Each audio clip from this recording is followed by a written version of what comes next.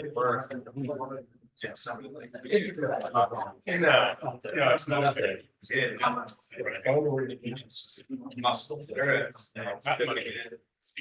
I saw the actual. It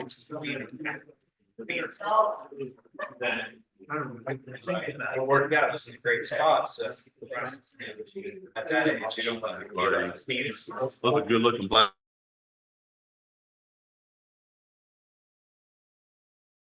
Out here. Yeah, they need to. Good evening. O'clock, May 13th, 2024. I'd like to call the reg. You would all. For me.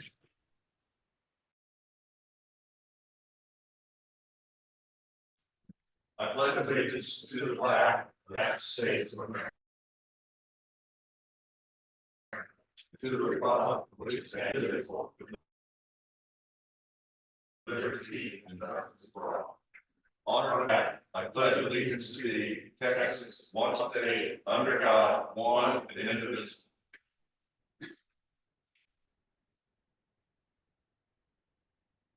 Okay, the next item of business tonight is a swearing in, and I just have a few words I'd like to say before I do that. What we're getting ready to do has been the work of a year and a half for the town. I remember being up here and we were talking about our patrol services and not being able to get the coverage we were getting from the county because of lack of staff, and it was very good. We had budgeted 3 officers, and we'd get one if we were lucky, and then they were on vacation and we got none, and we knew we had a problem. So this council, and particularly Councilmember Castillo and Councilmember Hill, Mayor Pro Tem, I asked to work with me and staff at the time. Donna was here, and to how do we create a police department? And we did all the research and we started getting into it. And then of course we realized what we had to have with building and certifications and equipment and cars, and you couldn't get the certification until you got the equipment and the cars and had a building started. So this council made a very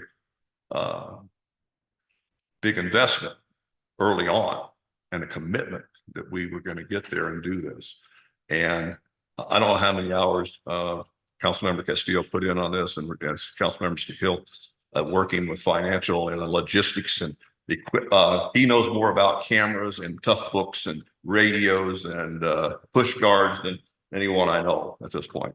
And the council continued to support him. We went through the process. Of course, Donna retired, and Troy came along, and we continued to work. We started the certification process in, I believe, October, and we just got our certification a couple of weeks ago. So it's been a very long process, but we took a chance on a person, and on it we advertised for the chief, and it's been a marathon. And it's with the committee that we hired. We got the volunteers from the town to do a search along with council members and staff to search for a chief. We need a chief. The guy has to be the right guy. The first one has to be the right guy. We cannot make a mistake. Not going to get do-overs. And we had about 16 or 18 applicants, and they went through the whole process and got it down to 4 or 5. They interviewed those 4 or 5 and got it down to 2. And then it came to myself and Councilmember Andrews to basically solidify their findings. And I did, and we made the right choice. So tonight I would like to take the time, first of all, to thank this council for doing the work, particularly you, sir. I know you did a lot, and I was there with you, watched you, had the phone calls. But I would like to ask, I think we're getting guys a hand. Let's do.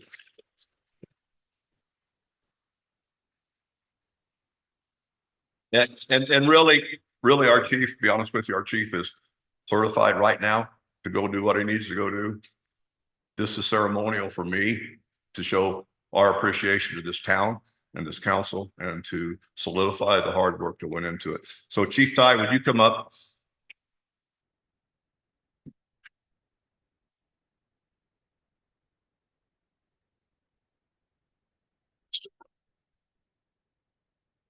Raise your right hand and repeat after me. I state your name. I, Roger Guy, Do solemnly swear and faithfully execute the duties of the office of police chief with integrity, impartiality, and dedication. Oh, you want to slow? I do solemnly swear and faithfully execute and do solemnly swear the duties of the office of police chief the duties of the office of police chief with integrity, impartiality, and dedication. with integrity, impartiality, and dedication.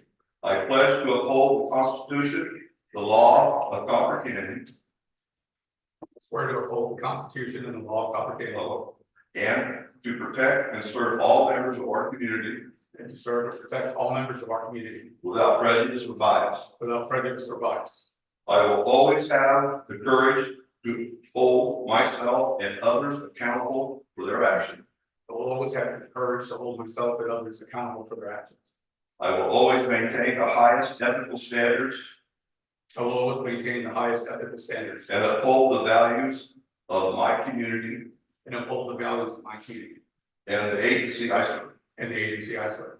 This oath I make freely, This oath I make freely, without mental reservation or purpose of evasion, without mental reservation or purpose of evasion, and I will faithfully discharge the duties of police chief and I will faithfully discharge the duties of police chief to the best of my ability, so help me God. to the best of my abilities, so help me God.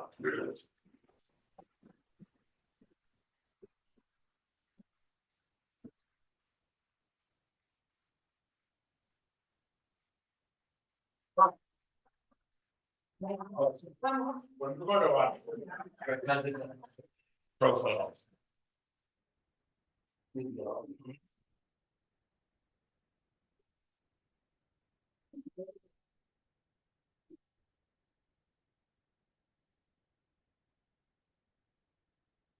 And I have to say, I'd be remiss if I left things out, I guess, when you get to rolling, but this was not possible without the help of our county.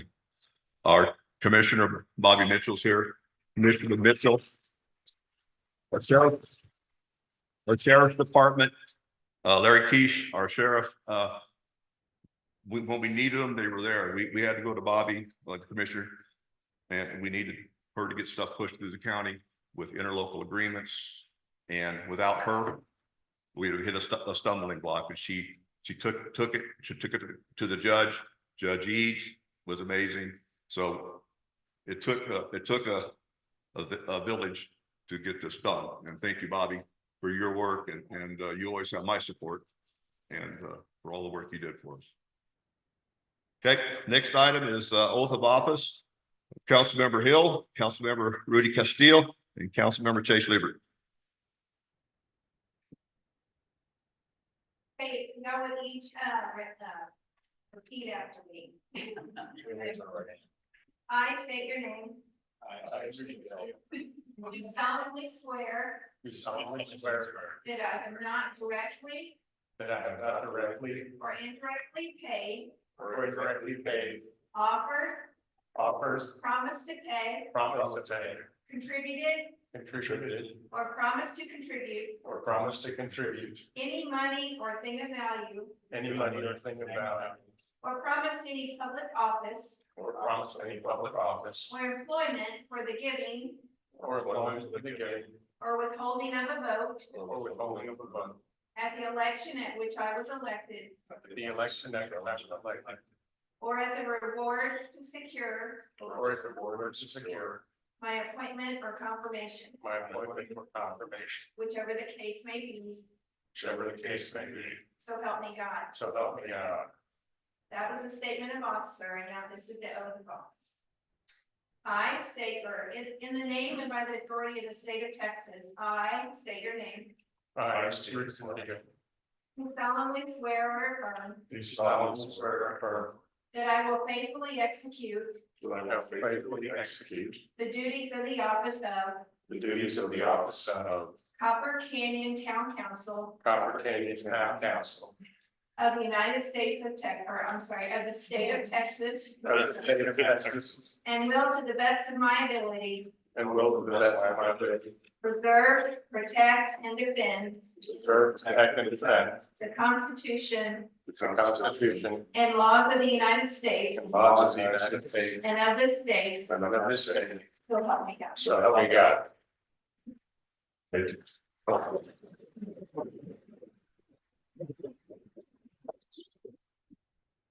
Next order of business is public input. Any citizen may speak for a period of 3 minutes on an agenda or non-agenda item. And if needed, they may be granted additional time by consensus of council. First person to speak is John Cocken. John? That you, sir? Yes. I didn't hear. Oh, I'm sorry.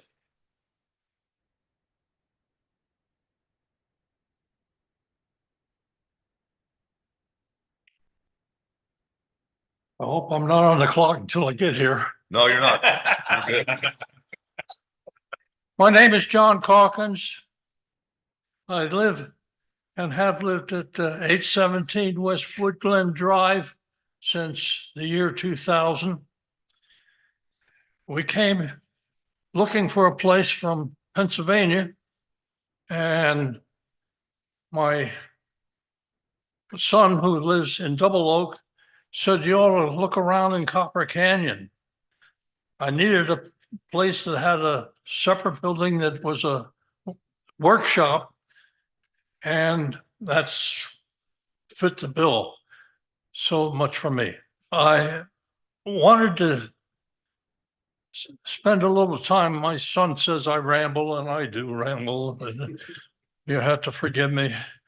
I want to thank each and every one of the town council members, newer ones, some that I've known for a number of years. You've been very dedicated, keep coming back one term after another, and I sure appreciate it. You've helped develop Copper Canyon to what it is today.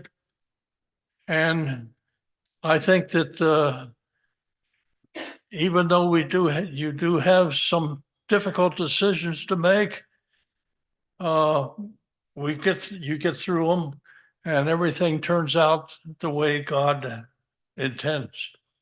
So I noticed that our new police chief is a 4-star already. That's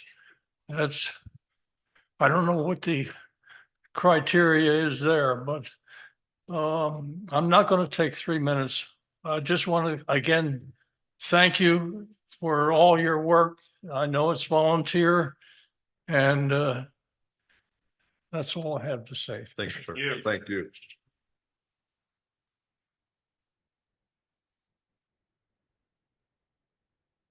Paula Castillo.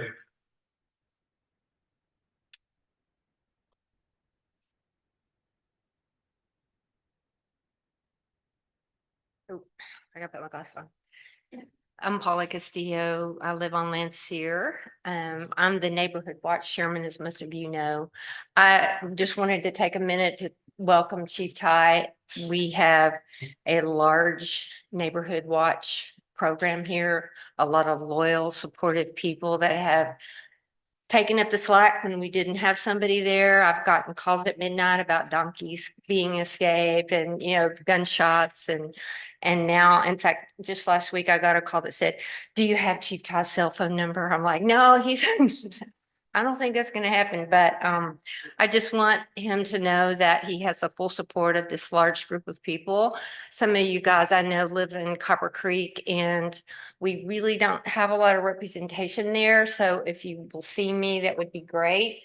I know that we don't have a lot of crime in Copper Canyon. It's just silly things, but that's what it's about, watching out for each other. And now that we have Chief Ty, and we're going to be having our other 2 officers. The other thing I want to say is that I had a really great meeting this past week with Megan Reynolds, Communications Director of DCESD, and a large nonprofit winning the fight as a Denton County program for educating drug education. And we're planning a countywide program involving hopefully first responders, paramedics, elected officials, law enforcement, Neighborhood Watch, to educate parents, students, teachers. We're going to involve the schools, we're going to involve the county on some of the issues that we have on the drug education, and I think it's needed.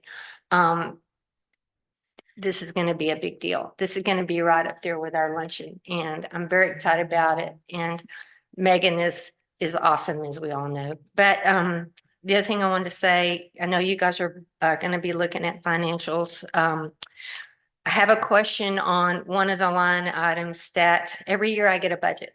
I get for our volunteers get a budget, $800. We use it for swag. We use it for the block captains to recruit new people. And I just noticed that last month there was a $615 expenditure there. And I will be the first to admit, I had a pretty chaotic April and had a lot of meetings going on, so I might have missed something. But that's like 80% of our budget. And we're going to use a lot of that to work with this symposium that we're going to put it on. So will you guys, I know I can't ask questions while I'm here, so that's fine. But will you guys ask or at least try to find out maybe that was put somewhere where it wasn't supposed to be, or I missed something. Could have been that I missed purchasing that. But anyway, that's just the question I have. But anyway, Chief Ty, thank you. I look forward to meeting with you this week. And if you guys want to join our neighborhood watch, you know where I'm at. Thank you. Thank you. The next public speaker I have is actually here on one of our next items, which is a public hearing. Holly, I'm gonna bring that up let you come at the public hearing of that item. It's a separate where you'll have your time. Next item is staff, mayor, and council report. I don't really have a report. I'll let the city administrator do that, the chief do that. One thing I do want to ask the council, now that we are officially have a police department, and my history a little bit. Last time I was involved in one of these, right after that, seeing how we have a budget, we have a taxing entity also. We created a crime control board, and crime control board makes up of 5 citizens, the chief, and the county administrator or staff. That board meets as a needed basis, possibly quarterly, and they basically bring us back their budget for the year. It kind of takes the council out of managing the police department and takes it to the citizens to do. And the board, we want to obviously get volunteers or citizens that have some police history and business history. But it's a makeup of citizens that create this. I think this is tried was here before when you had we didn't, but now we have a department with a budget. So I would ask the council to consider the creation of that group. I've talked to the chief about it. He thinks it's very helpful, would be helpful. And they meet, they discuss the needs of the department for the future, whether it's a vest, whether it's a new car, whether it's replacing, getting rid of a car, whether it's radios or tough books or whatever the case may be. They discuss it. They bring it to the council as a proposal. I mean, they have their tax base, which is that one quarter cent or 1/2 sales tax that we have. It generates 100-some-odd-thousand a year. So anyway, it's a consideration I'd like for the council to think about. Well, I'll probably bring it forth as an future agenda item for the creation of that. And if you have, I would suggest Bartonville has a good model of this, and it's been successful for 17 years, 18 years now in place, and they still, it's very helpful. So, staff, you got anything? Any member of council, anybody? Roads, anything? We're gonna add, probably to June meeting, the financial advisory committee is ready to go. Good. Just finalized our interviews. Good. Troy, I don't know if there was something to say about that. Yeah, Mayor, I got a couple updates. Just want to run through real quick. As you guys know, the construction is well underway. The framing started. We're looking to have that building dried in by the end of the month with windows and siding and all those things. So that's well underway. Lighting sod should be coming soon on the parking lot to the east. Also, as a result of the April 15th meeting, the task was given to create a development process review committee. We had met on April 24th. The outcome of that meeting was, to really look at our master plan, engineering, ordinances, and how those all three align. And one of the things that the committee would like to recommend to the council and need some direction is, that's a pretty heavy lift to line all three of those and update those documents. So what we were looking for is from the committee was, would the council consider us going out and receiving some RFPs to get those documents updated? And what the committee could do is create a scope of work at our next meeting and look at, what that may look like, and then bring those proposals back to the council for consideration. So that was one of the things that was decided or would recommend. The other piece of this was the checklist that we have for the development process. The committee felt like we really needed to review and look at that and update that as well. So that's also one of our tasks at hand. And then also look at what the vision is for Copper Canyon today, tomorrow, and into the future. So we'll be looking at that as our next meeting. One other thing that was brought up is that, when planning and zoning meet and they bring an item forward, try to bridge that gap between the P and Z and the council. And one of the suggestions was to have the town administrator give just a quick summary of what was discussed in that meeting.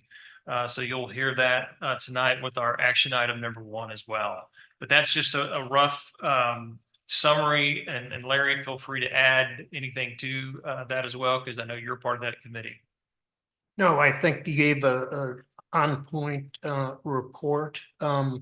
I think one thing that we spent a fair amount of time was on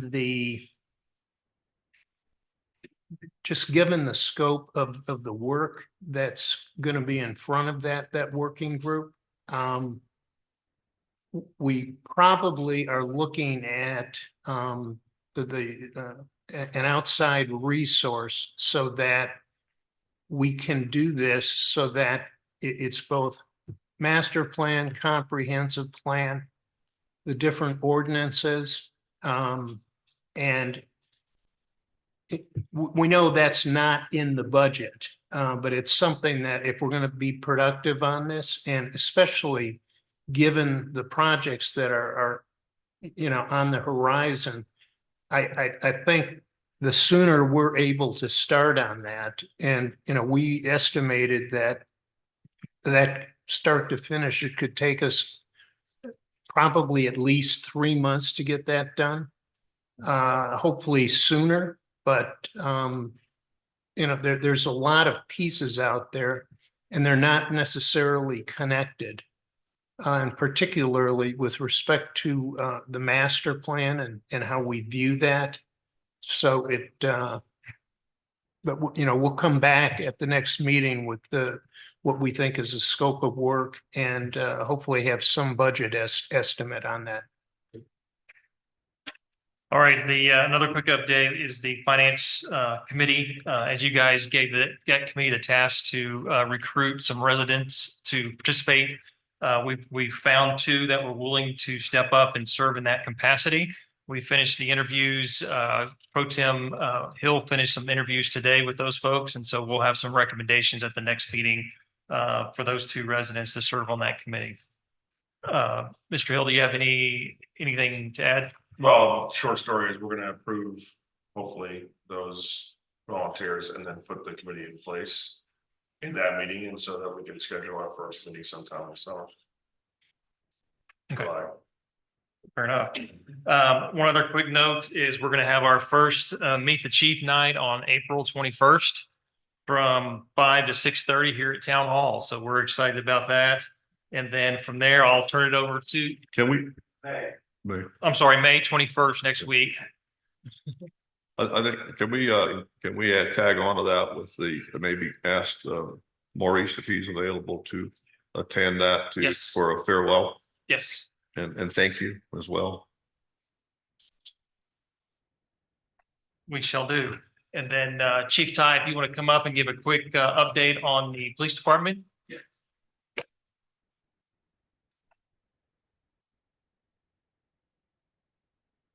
Actually, I was supposed to go to public hearing first. Go ahead. Okay, so far, like everyone knows, the department is accredited, I'm commissioned. But we lack a couple more items to get our patrol cars fully up. That's in progress, so we're waiting on cameras and our computers, and those are getting programmed right as we speak. At present, I have 3 officer candidates, 2 full-time officers and a third officer that's going to be voluntary, a reserve officer. Of the 2 full-time officers, they have almost between 30 and 40 years experience. The reserve officer, he's got about 6 years experience. He was previously a full-time officer. I have personal knowledge of all 3 of these officers. I've worked with 2 of them. In fact, 2 of them have worked under my command before. So we're not getting any unknown elements right now. So I'm expecting that we have all 3 of them on the streets, hopefully by the end of the summer. I hope it coincides with us opening the building, so we're not sitting on each other's laps in that office. But we have our 2 vehicles. Other than that, that are out in the parking lot. Oh, well, one's in the parking lot, one's across the street. And our third vehicle is getting some minor hail damage repaired as we speak. So we're moving and grooving. If anybody has any questions or concerns, feel free to contact me. I need to know what's going on, and that's really the only way this is going to work, as a partnership. I don't mind being woken up in the middle of the night. So if you have to contact Benton County to contact me, I may call you guys back and be like, who is this? But I will call you back. So I'm looking forward to the work. Thanks, Chief. Any questions, of Chief? Anybody? No. Let's go ahead and do all the fire department. Chief Bond, I know you're here. Before we go to the public hearing. Mayor, Council, good evening. Chief Vaughn, Denton County ESD1. Apologize for being out of uniform. My daughter had her high school senior ceremony, so I didn't want to miss that. So I drove all the way to Carrollton and back. But I did want to be here for this special occasion. It is a historic evening, and it is very special. I want to congratulate and commend Chief Ty, and look forward to working with him as well. But I'll be brief. Only got a few items, but I just wanted to say that on April 18th, we had our very first community advisory stakeholder meeting. It was very successful. We had about 20-30 people there from across our district. The mayor was there. I know Paul was there. We had representatives from across the district. And it was just an opportunity for us to kind of talk about more in depth than what I do here for a few minutes. So got some great feedback from that. I think it's very successful. Look forward to doing that about every 6 months. So also another historic occasion for us is on May 1st, we put a brand new fire engine in service at Station 513. So that's a brand new fire engine. So it's beautiful. If you haven't been by Station 3 on Copper Canyon Road, it's there, and it serves all of Copper Canyon, all of Lantana, and parts of Bartonville. So it's great. It's a beautiful engine. I'm very proud and excited about it. So we're also have ordered a new ambulance for that station. So we've got an ambulance on order. It's expected to be here in February, and that will become our 3rd frontline ambulance. So it'll also serve this community as well. So looking forward to that. And then last but not least, in next Saturday, we have our signature event. Something I hold real dear to me anyway, is a carry a load. And we'll be doing that this weekend from 8 a.m. to 2 p.m. All our firefighters, we'll have a lot of firefighters there, a lot of first responders. I'll be wearing all my gear. I don't know why I got talking about it, but it's a lot of fun. It's a great, we do it as an open house to come see us and come see our fire station, see our firefighters. But what better way than to bring a network of other community events and bring that in and to celebrate something special like that, and to really make a Memorial Day something special. So anyways, looking forward to that. Hope to see everyone there if you can make it. Sure appreciate you being there. So other than that's all I have. Thanks. Thank you, sir. Mayor, Yes, sir. could we jump back real quick to staff report? I did have a question. Sure. That's where we're at. We're still on staff. Oh, okay. I was just curious, looking through here, I saw a bullet point for calls and coordination regarding 831 Wait, and I don't know what that's about. What section is that? It's on the back page under miscellaneous. That's All I want. on page 2 under engineering or? No, under miscellaneous.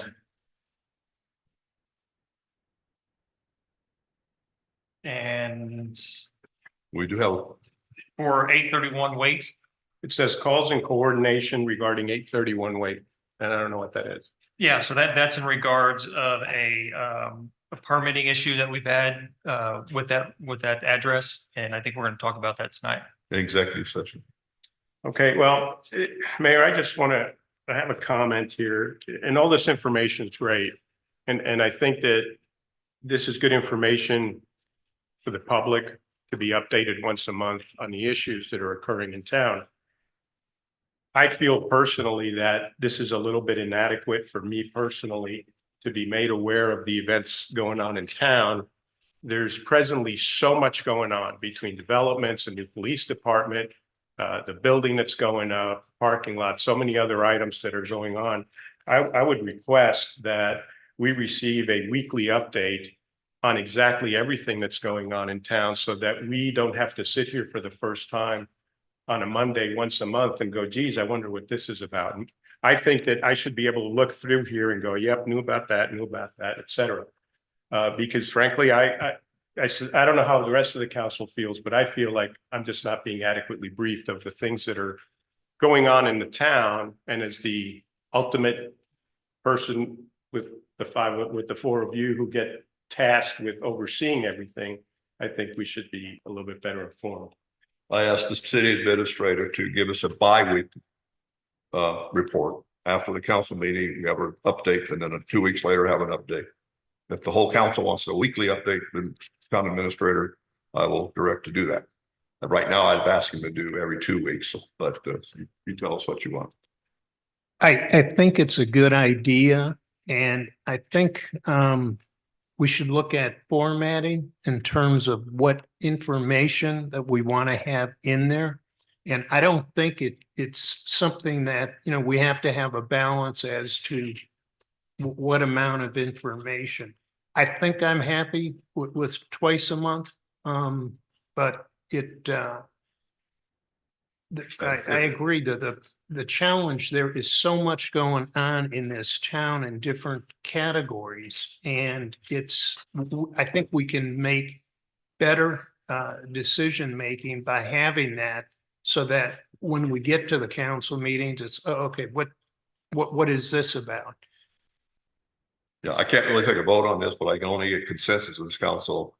Right now, we're on every 2 weeks, so I really, it's a consensus of the council. If you'll let Troy know or me know. Well, Mayor, if you were planning on I'd already planned on twice a month and already had that discussion. that's great. The bottom line is, we as council members, in my opinion, need to be better informed about everything that is going on in this town. I hate it when a resident calls me and asks me if I'm aware of X. And I hate saying, well, I didn't know that. Because I should know that. I should know exactly what's going on in town, so should the mayor. And that's why I asked for every 2 weeks. Let's try every 2 weeks. If that doesn't get it, then we'll move it. All right. Thank you. Engineering, anything? Chris? All right, let's go back to a public hearing. The town will conduct a public hearing for the purpose of hearing any and all comments and consider a recommendation from the Copper Canyon Planning and Zoning Commission regarding Copper Knoll Estates Development Plan, allowing for the development of approximately 20 acres and allow for the development of 18 single-family homes on 1 acre, a 1 HOA lot located at 1700 Bishop Lane, Copper Canyon. This is a public hearing. Anyone may speak in favor or opposition at this time. I have one person that would like to speak right now, Holly Frenzel. Please come up, state your name, and we have your address here.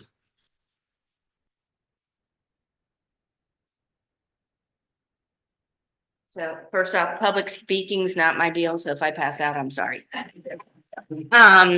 So I'm Holly Frenzel. I live at 320 Orchid Hill Lane. My property basically runs the length of the development. Beautiful property. Thank you. I mow often. And it's green right now because there's a lot of water. So water's the issue, right? So I attended P and Z 2 weeks ago. And we all had the papers out and we were looking at all the elevations and all that sort of thing. We discovered that the property is essentially flat. So they had made drainage easements around the whole thing and detention ponds and whatnot. Well, the very next day it rained and it was like a 2-inch rain. And I look out on the road and the water is on the road, almost to the middle of the road where it kind of apexes. And it was not going to take a lot more water for it to come over to my side of the road. They relied heavily on the current storm drainage that's underneath there. That dead ends into the northeast side of my property. So, and then they're talking about where we're going to build up for this road and this lot and this, and I'm looking, I'm like, well, that side road's already higher than my side of the road. So the more they build up, the more it's going to come over to my side of the road. And I don't know what the answer is. I just wanted to let you know that I'm concerned about it. The bar ditch on that side of the road is also flat. Mine's about 4 feet deep. So maybe a deeper bar ditch on that side. I went and looked today after the rain yesterday, and there's still a significant amount of water in the one corner where there is no detention pond. And the current storm drainage system is not working. So that's what I'm concerned about. Thank you. You're welcome. And that will probably come up more discussion in just a little while. So. All right, anybody else like to speak in favor or opposition? Sir?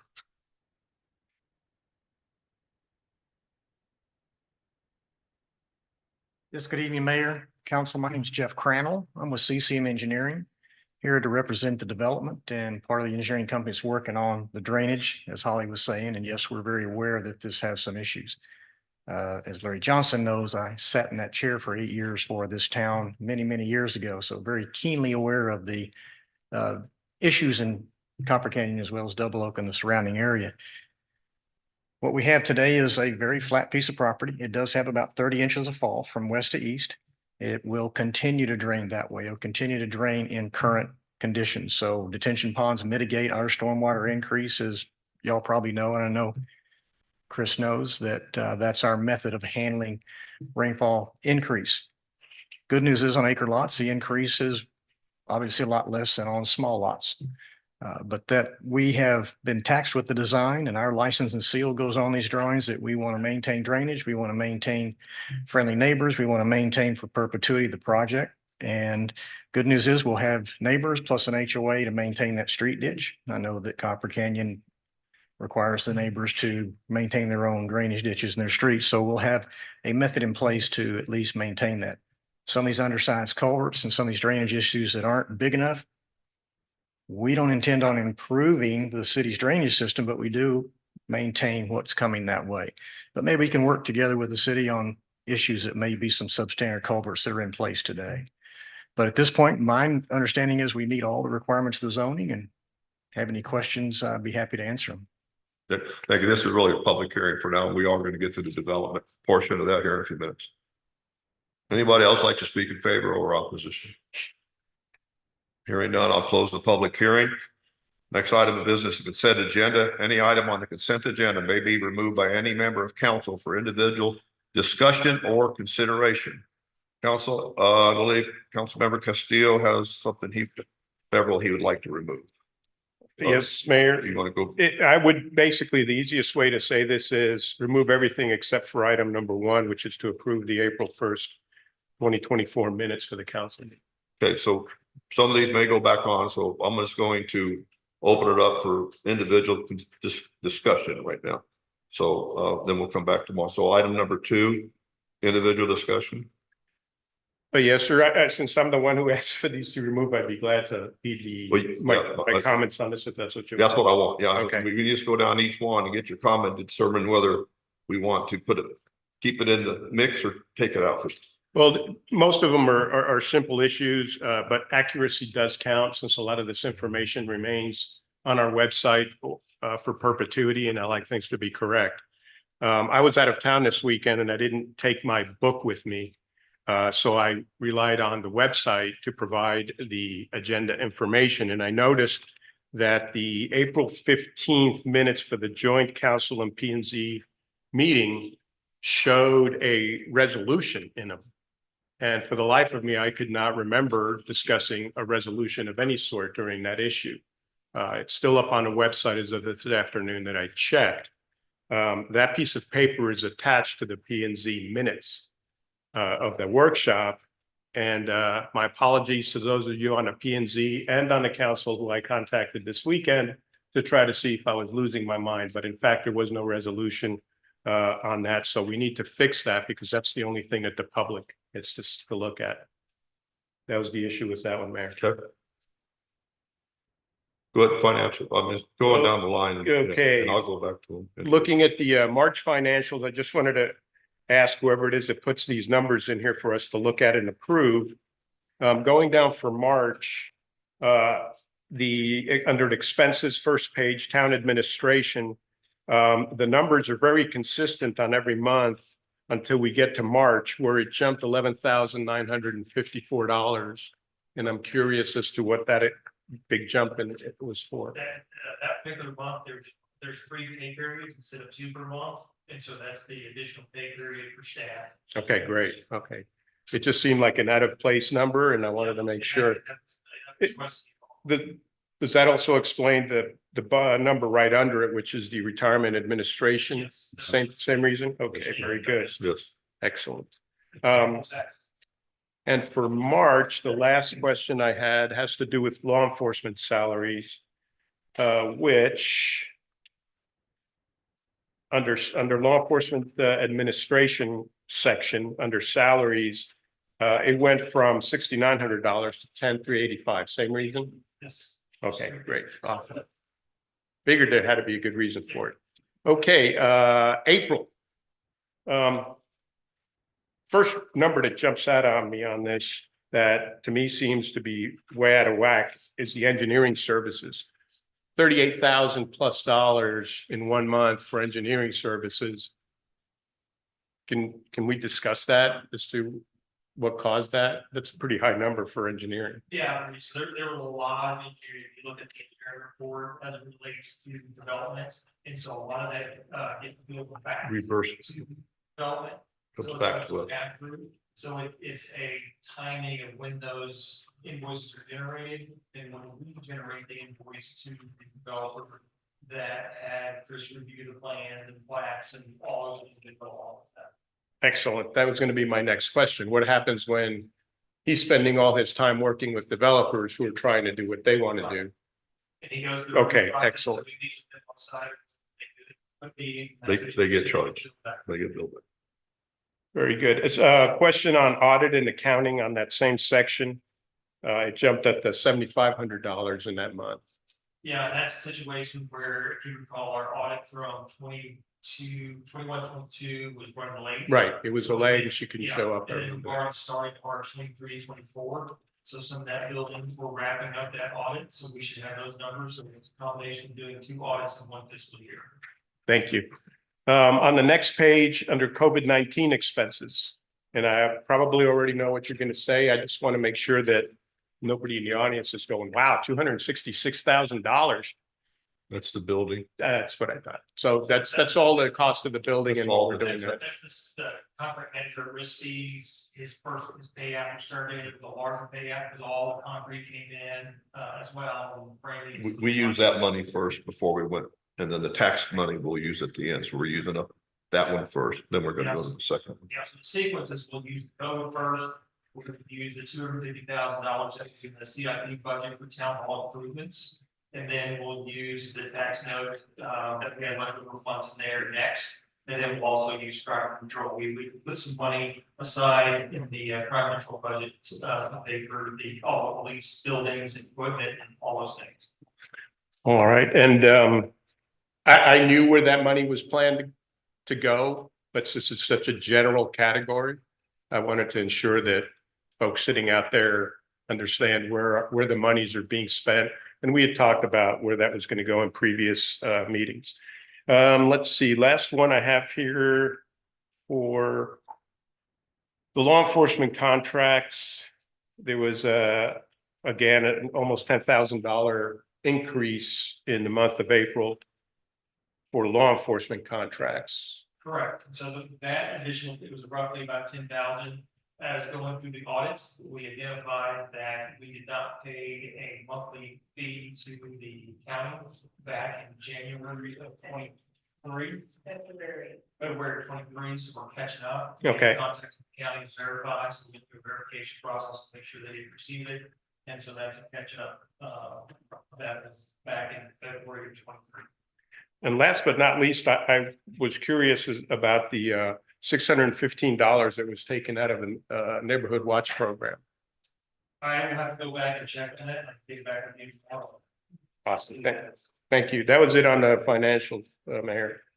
Okay, so can we approve April minutes, council meeting? Can I get a motion to approve the April minutes council meeting?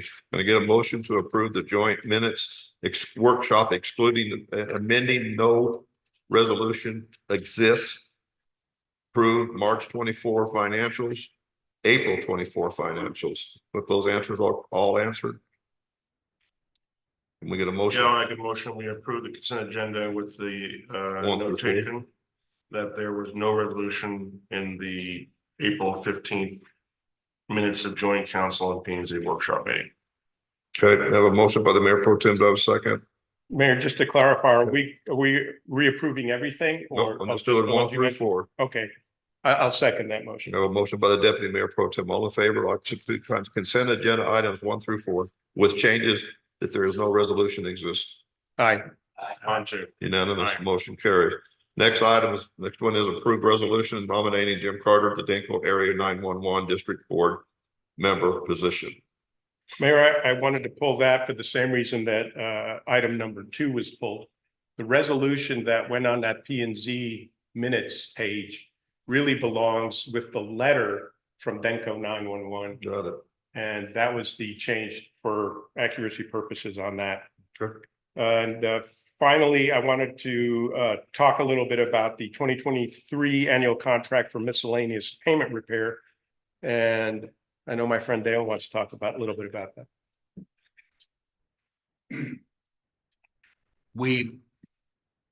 Troy and I and the town engineer met here some time ago and we didn't walk, we drove. Sorry about that.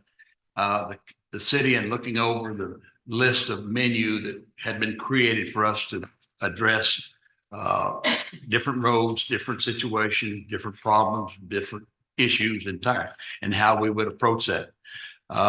Chris came up with a list of need, and we've kind of prioritized the items, more important, more or less, just try to get it down there. And we had so much money we were looking at to spend, and so we weren't trying to get the best bang for the buck. And but there's quite a few things. There's some, and Chris can go into the details of the nitty gritty of it. But one thing I will address, if you saw the that report, there was one item on there that is going to be deleted, and that is the, what do you call it, bollards at this roundabout circle. We're going to extend that inner circle there. When the road was engineered some time ago, I believe, left out, they made the radius too tight.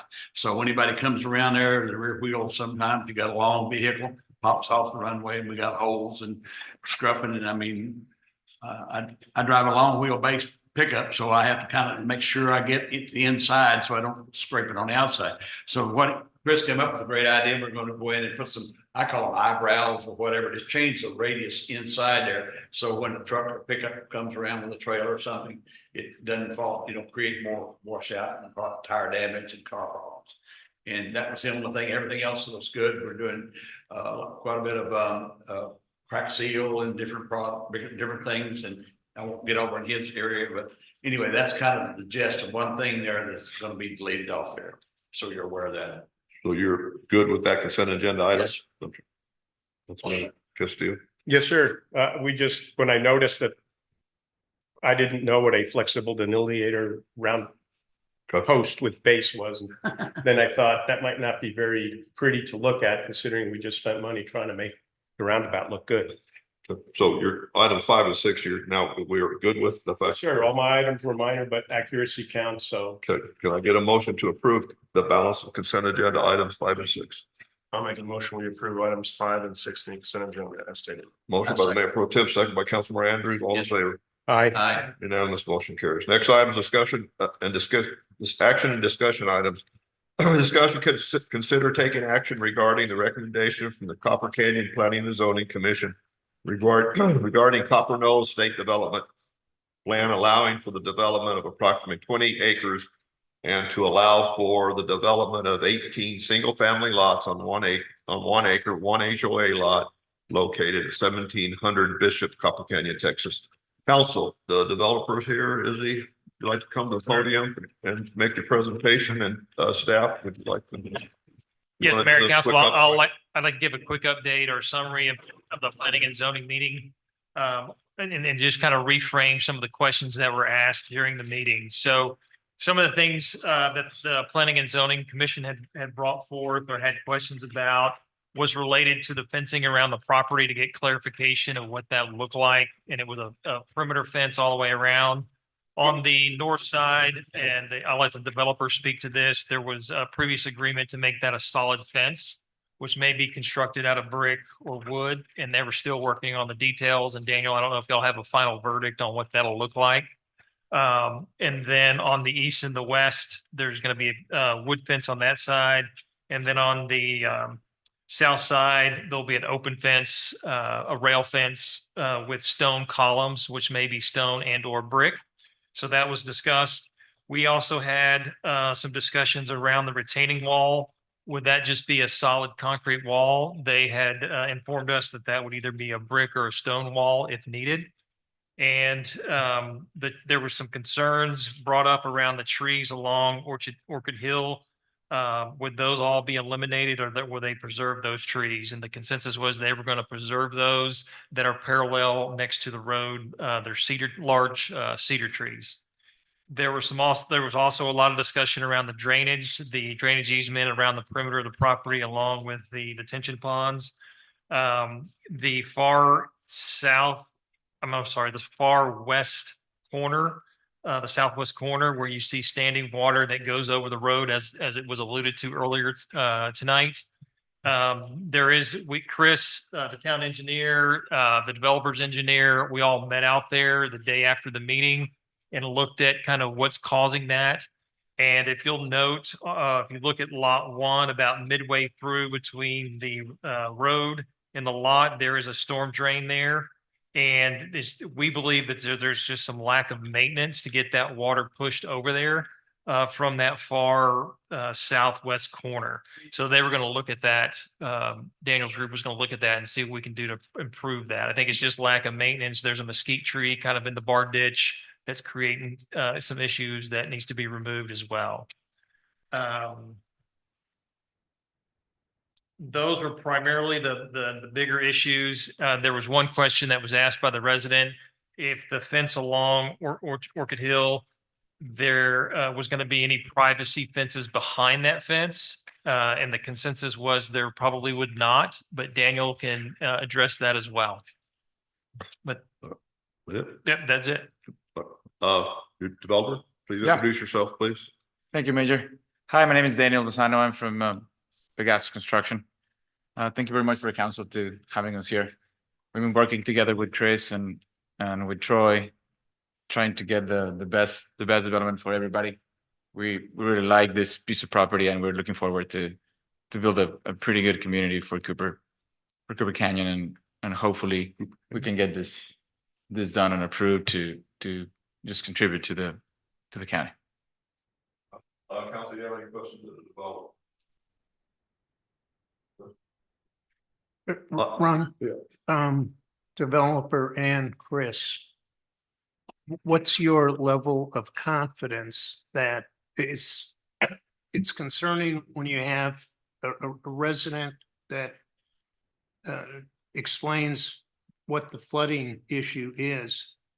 Are you confident that that can be addressed so that it is not an issue? Yeah, so actually in the current development plan, which is the level we're at right now, they're showing 3 separate detention facilities. As Daniel mentioned, it's a very flat piece of property. And so it's difficult for them to grade it all into one direction in one large detention pile. And so what they've done is they've taken each of those smaller areas and kind of taken them individually and are managing the water through that way. As far as the storm drains on Orchid Hill, I don't think that they are undersized. I haven't gone back and looked at those plans when they were designed. There's certainly an issue with those barges as they sit today with the growth and the vegetation in them. They're essentially flat. And the north edge of Orchid Hill is actually overgrown to a point where it is holding water from draining off the pavement. That's probably the biggest issue out there. The 2 storm drains to the east, the most easterly one, which is almost by Bishop, was essentially dry after we went out there after the rain. So the water just not getting to it is the biggest issue.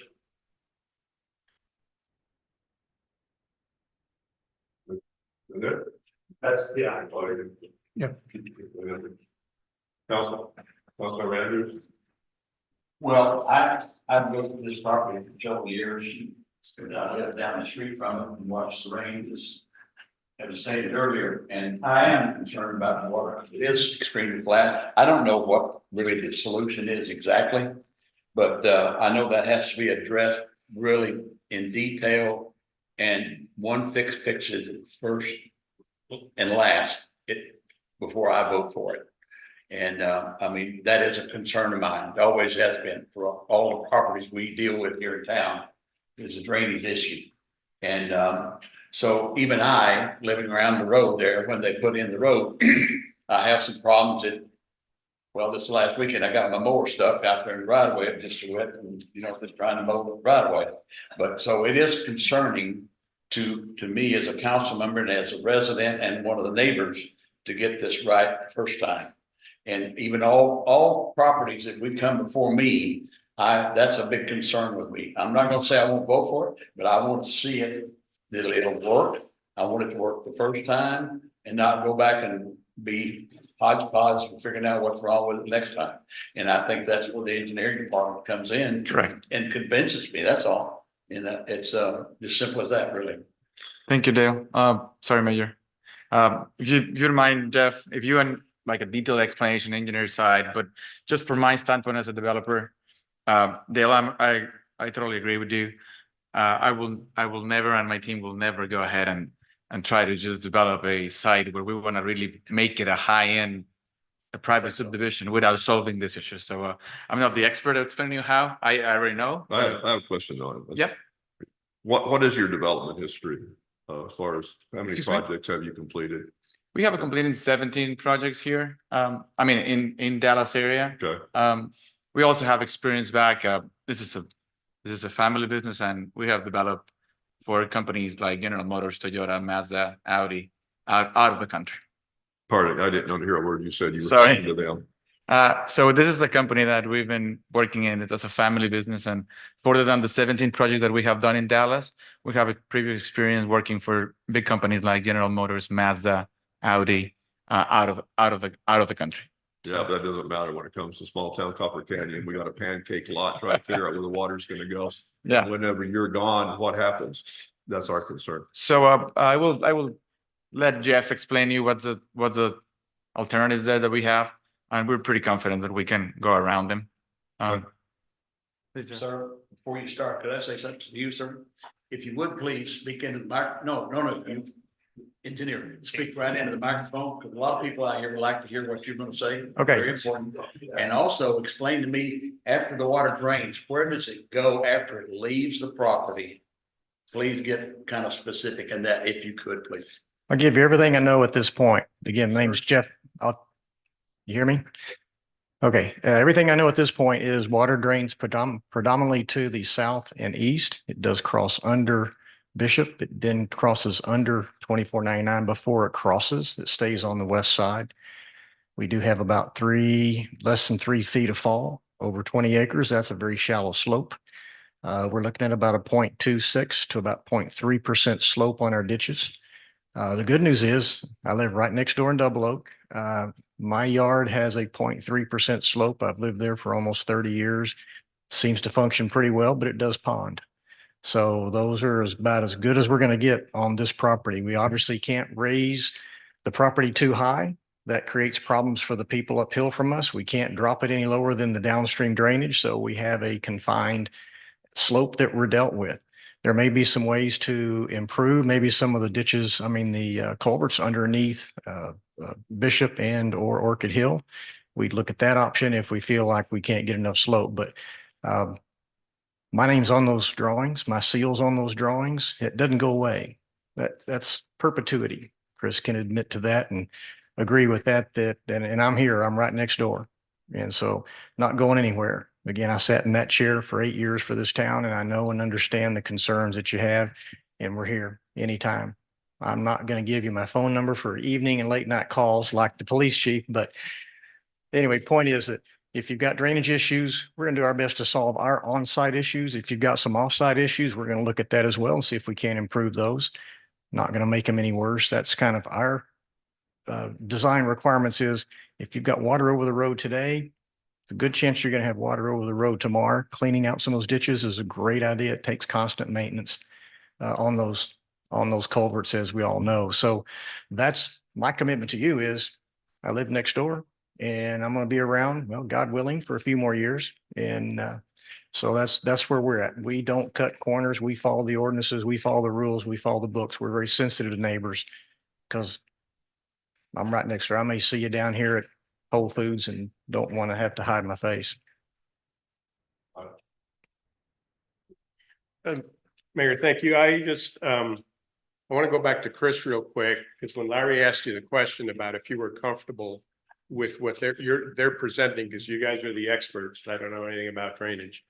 I'm not sure if the answer was what he was asking you. Could you repeat if you were comfortable with what you see as a drainage plan for this project? Yeah, so what they're presenting right now at the development plan stage, which is the level of the design that they've completed so far. I'm comfortable with where they've got their low points, where they've got their detention facilities located, how they've got the roadside ditches designed to date. Okay, The thank next step would be preliminary plat, and that's where the details are coming in. That's correct. That's where they'll actually finish up their contours, any kind of additional detail design. No, that's fine, Mayor. I just, you were privy to the conversations. Actually, our town attorney reminded us that once it gets past this stage, we lose all control of voting yes or no. And which, by the way, is one of the things I want you guys to look at in your committee, to take those two pieces of us voting on something we can't vote no to. But the issue here is that I want everybody to be fairly comfortable with where we are. And then, because after this, it's on you to ensure that this gets done correctly so that neighbors don't have problems. We don't end up with issues with our road, which, by the way, I'll remind everybody, we have to maintain now. So if water becomes a problem and damages our road, it's on us. So just so everybody understands. Sir, could I ask you a question if you don't mind coming up real quick? Yeah. Thank you for answering the mayor on your developments, and if sometime you could send me a list of the developments you've done. For sure. Just out of curiosity, I did try to look up your company. I know you're based in California. My major concern, because this is not my area of expertise, I look to developers, companies for their character. I want to know who your company is. I want to know how you're going to handle the problems with our staff and our engineer, because problems are going to come up, and you know that. 100%. They always do. So when there are issues with, hey, we don't like the way this drainage thing's going, we're expecting that you are going to work hand in hand with our engineer to solve the problem. And it's not just a money issue, because we're on different sides of the fence here on where the money is. The bottom line is we expect for our town and our residents a top-notch development. And we don't want problems. We don't want future residents calling me, which has happened in the past. complaining about how things were built. And at that point, it's too late. And so I urge you to, once this gets passed and there's not any major problems with this property, you don't have huge slopes or huge issues with water. There are some water issues, not to minimize those, but we want you to work with our staff and our engineer to ensure that we get a top-notch development. That I live up in that area. When I drive by there, I want to look over and go, wow, we made a good choice on this. And so the character of your company has a lot to do with it. For sure, Deputy, thank you for that comment. We're really looking forward to get the top-notch product there. First of all, this is the kind of county that I really want to keep working on. I like the area. I like the people. I mentioned this when we started this development that my plan is to keep one of those lots and live there myself with my family. This is something off the books, but just for you to understand that the quality of our job is going to be 100% focused on first, just deliver a product that is going to be good for years.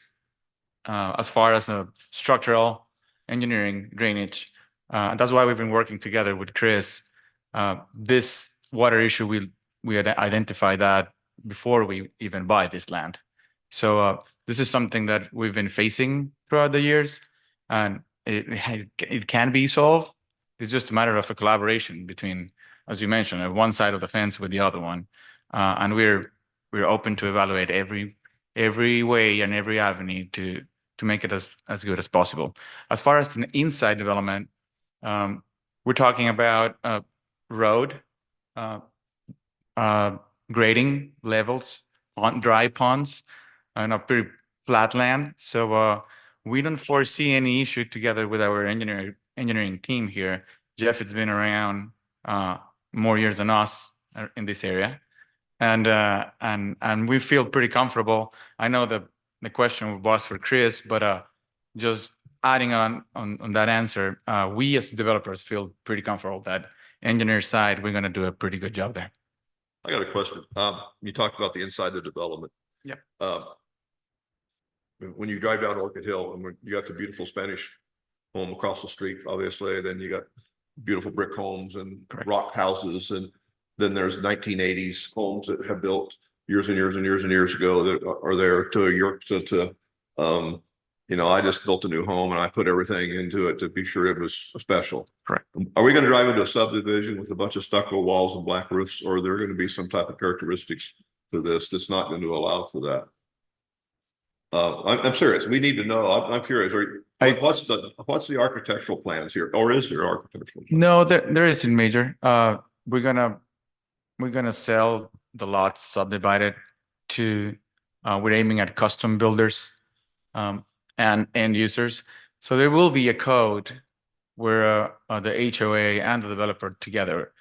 At this point, we have the control over that, right? So we don't have a specific type of architecture yet, but we know for sure that every subdivision has to be in accordance with what's around, right? I mean, it needs to be. Well, that's fine, but I mean, I can pull you up to a subdivision that's a bunch of white stucco houses with black roofs. They all look the same, and then I can, take you to another subdivision, homes that are scattered throughout this town that are beautiful, estate homes.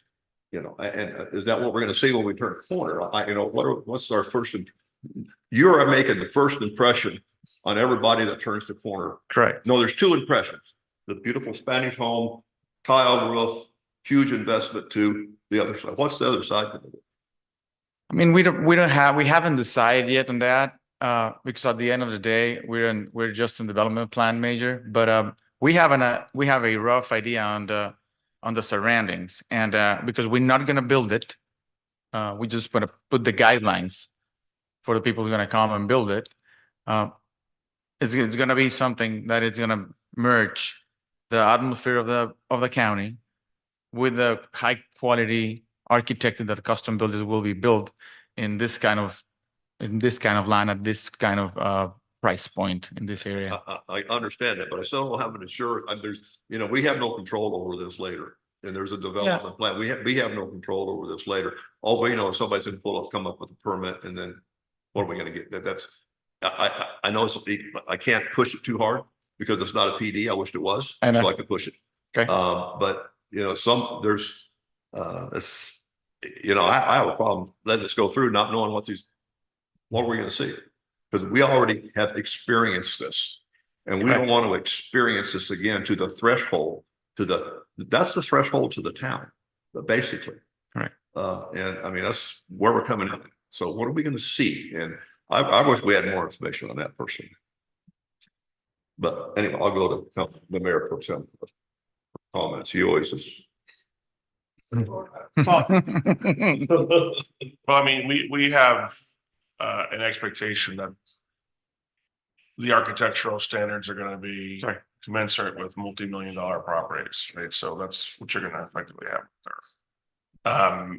You know, when we don't want, and we have to be careful about being prescriptive on this particular topic because we only have so much control.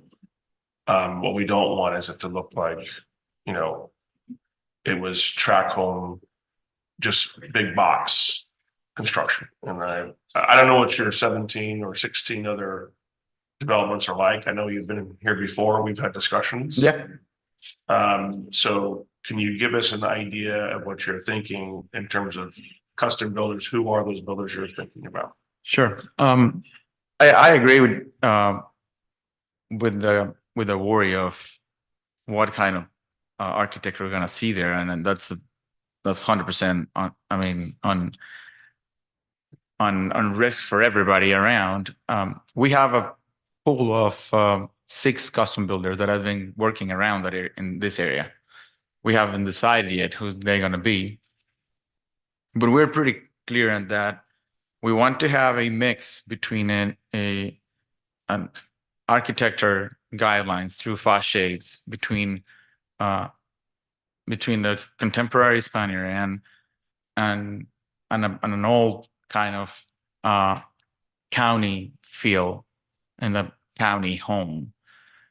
So we cannot decide right now, and I cannot tell the custom builder is going to be exactly like this, but I'm more than happy to listen to any recommendations. I can stick to something, but I'm looking at high-end private subdivision with high quality architecture because we're aiming at price per square foot on this custom builds that are above $300 per square foot. So on the custom builds, I don't do that. That's not my business. I'm not a custom builder.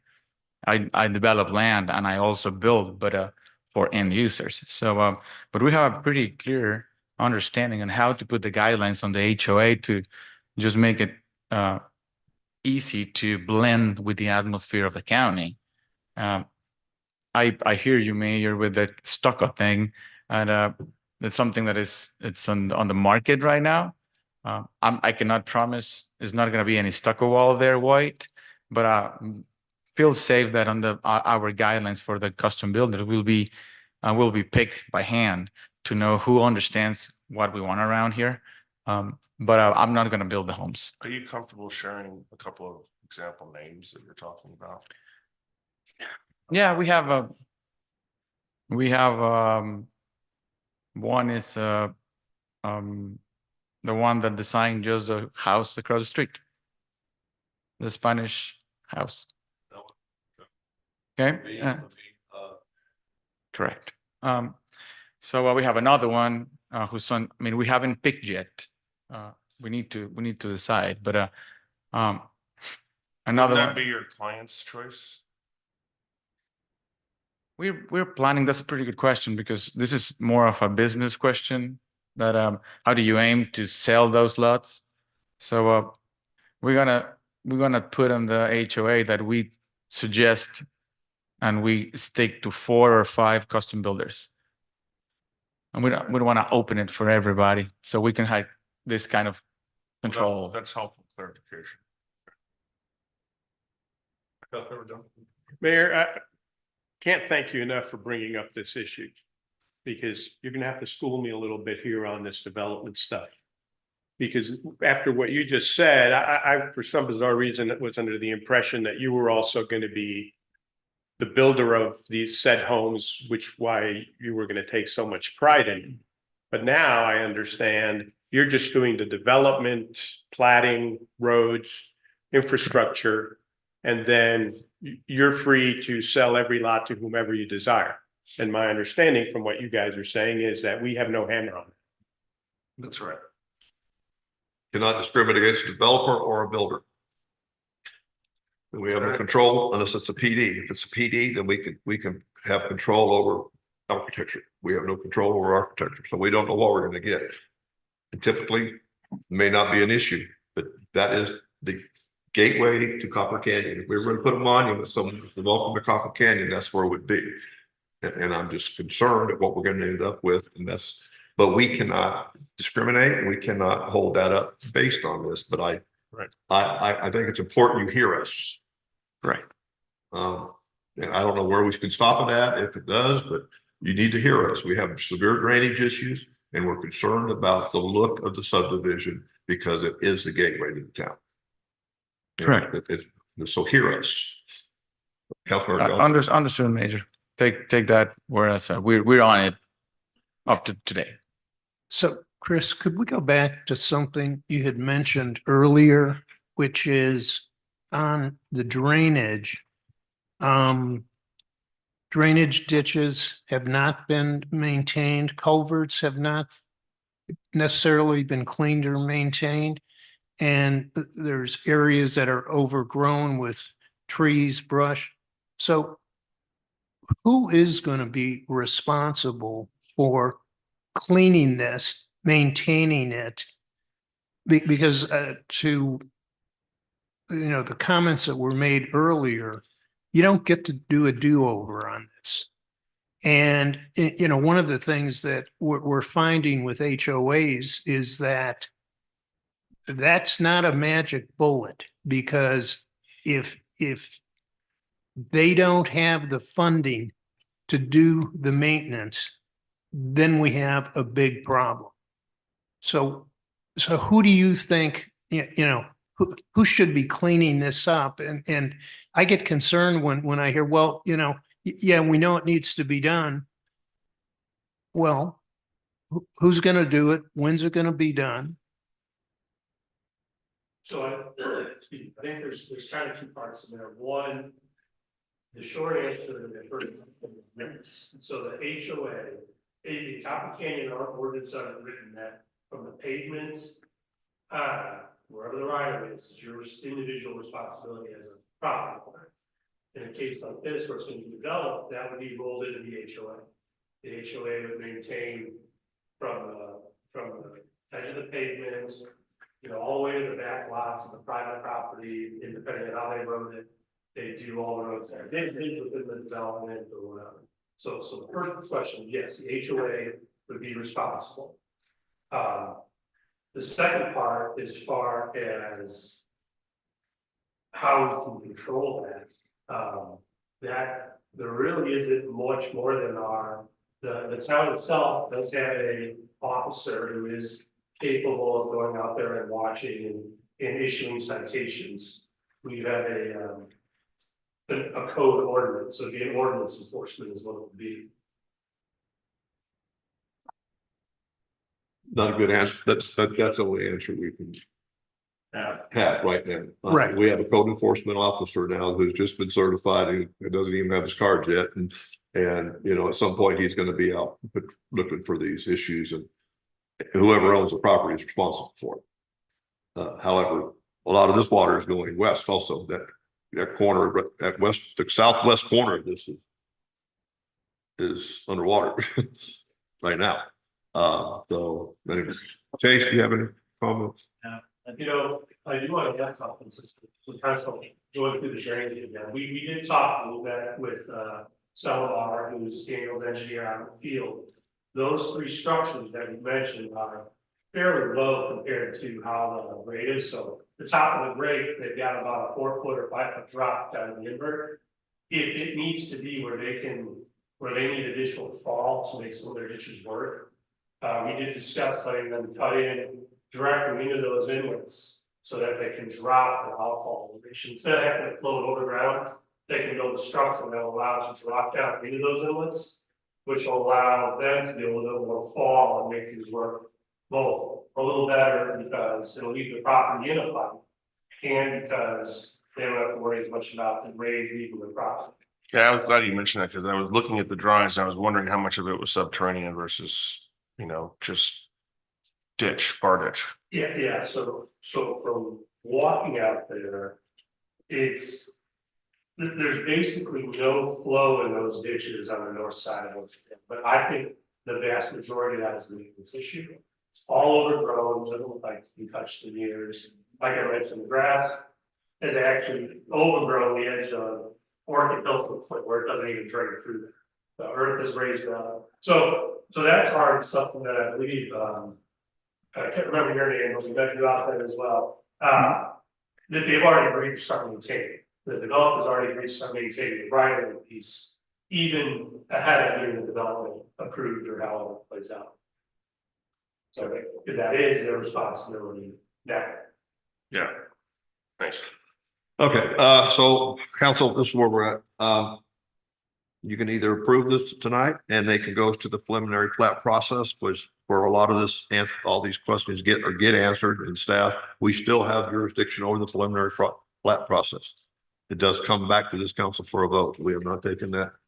So the rest of these more questions can be answered by then, or you can deny it and you can send it back for more information. But when you send it back for more information, we need to know what more information you want to send it back for.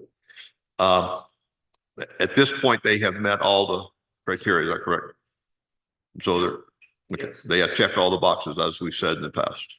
They've checked all the boxes. Okay. So with that, council, I'd entertain a motion at this point. I'll entertain a motion to approve this and allow it to go to the preliminary plat process. Is there a motion to approve?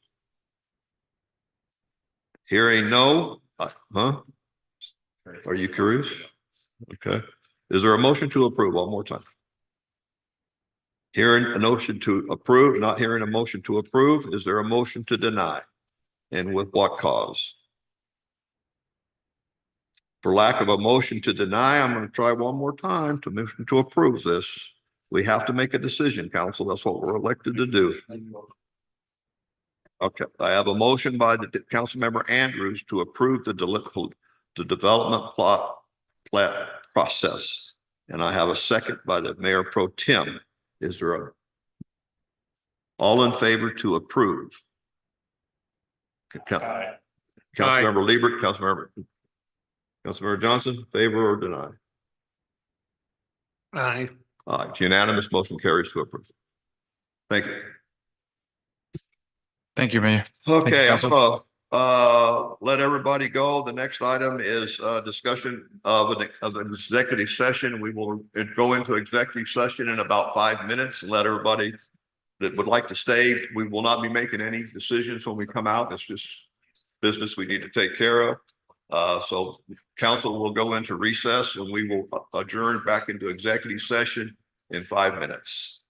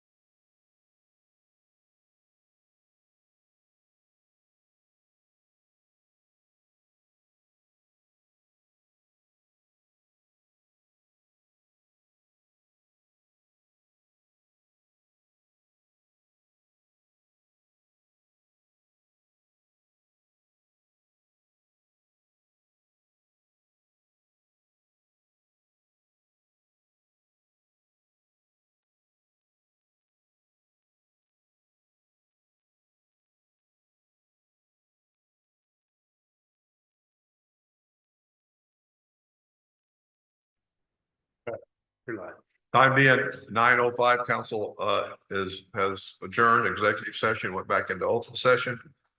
Council, anything to be on the next agenda?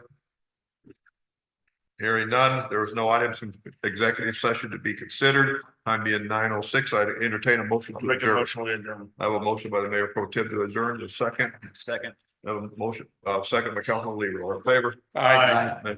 Council's adjourned. Should you need my slide? Thanks, sir.